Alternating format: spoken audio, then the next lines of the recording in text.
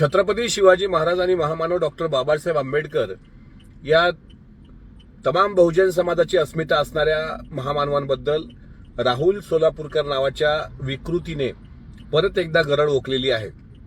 जाणीवपूर्वक प्रसिद्धीमध्ये राहण्याकरता त्याने हा प्रयोग केला असावा।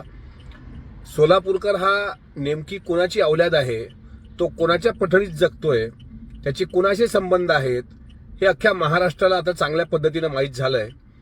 तो जिथे जगतोय, जिथे वावरतोय, जिथे पैदा झालाय ते त्याला लखलाभ। मात्र बाबासाहेब आंबेडकर आणि छत्रपती शिवाजी महाराजांबद्दल वापरलेले जे अपशब्द आहेत ते देशद्रोहापेक्षा कमी नाहीत। त्यामुळे महाराष्ट्रातील तमाम जनतेला मी विनंती करतो की या हरामखोरावर शक्य तितक्या लवकर कायदेशीर कारवाई करण्याकरता आपण स्वतः पुढाकार घ्यावा। प्रत्येक पोलीस स्टेशनमध्ये जावं आणि या भामट्यावर देशद्रोहाचा गुन्हा दाखल करण्याकरता पोलीस स्टेशनच्या पीआयशी त्यांना निवेदन द्यावं। या उपर तो हरामी माफी मागणार नाहीच। शिवरायांच्या चरणी किंवा बाबासाहेबांच्या चरणी जोपर्यंत तो नतमस्तक होत नाही, इतकंच काय, नाक घासून दोन्ही महापुरुषांच्या जोड्यांवर जोपर्यंत तो माफीनामा त्याचा देत नाही तोपर्यंत त्याला माफ करायचं नाही।